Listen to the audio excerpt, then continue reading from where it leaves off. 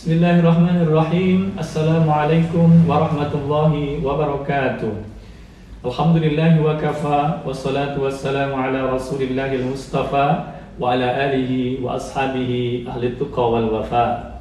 Kaum muslimin dan muslimat rahimani wa rahimakumullah, dalam sebuah hadis yang sahih yang diriwayatkan oleh Al-Imam At-Tirmidzi rahimahullah dari sahabat mulia Abu Hurairah radhiyallahu an, Nabi sallallahu alaihi wasallam bersabda, "Raghima anfu rajulin dzukirtu indahu falam yusalli alayya, wa raghima anfu rajulin dakhala alaihi Ramadan thumma insalakha qabla an yughfara lahu, wa raghima anfu rajulin adraka indahu abawahul kibar falam yudkhilahul jannah."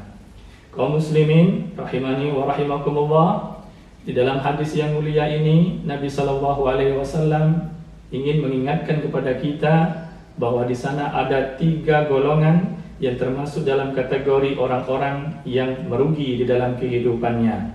Siapa saja 3 golongan yang termasuk dalam kategori orang-orang yang merugi ini dalam kehidupannya? Yang pertama adalah raghima anfu rajulin dzukirtu indahu falam yusalli alayya, yaitu orang yang disebut nama Nabi sallallahu alaihi wasallam di hadapannya namun ia enggan bersalawat. Kaum muslimin wal muslimat rahimani wa rahimakumullah, mengapa orang yang enggan bersalawat kepada Nabi padahal nama Nabi disebut di hadapannya termasuk ke dalam kategori orang yang merugi?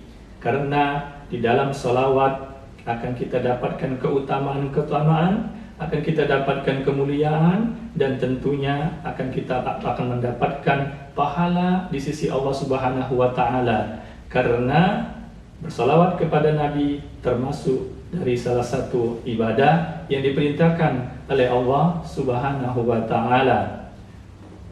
Allah Subhanahu wa taala berfirman di dalam surah Al-Ahzab, "A'udzubillahi minasyaitonirrajim. Innallaha wa malaikatahu yusalluna 'alan nabi. Ya ayyuhalladzina amanu sallu 'alaihi wa sallimu taslima." Sesungguhnya Allah dan para malaikat bersalawat kepada Nabi. Wahai orang-orang yang beriman, bersalawatlah kalian dan memberilah salam kepadanya dengan penuh penghormatan. Di dalam ayat ini, dalam surah Al-Ahzab ayat 56 ini, Allah Subhanahu wa taala dengan jelas dan tegas memerintahkan kepada kita orang-orang yang beriman untuk bersalawat kepada Nabi.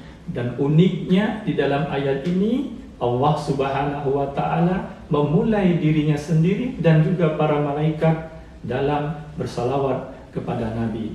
Maka ketika kita bersalawat kepada Nabi, maka artinya kita sama seperti apa yang dilakukan oleh Allah Subhanahu wa taala dan para malaikatnya, yaitu mereka juga bersalawat kepada Nabi kita Muhammad sallallahu alaihi wasallam. Maka tak heran dengan kemuliaan keutamaan ini, Nabi sallallahu alaihi wasallam menyebut orang yang tidak mau bersalawat kepada beliau ketika nama beliau disebut, maka termasuk ke dalam kategori orang-orang yang merugi. Bahkan di dalam riwayat yang lain, Nabi menyebut orang seperti ini adalah orang yang bakhil.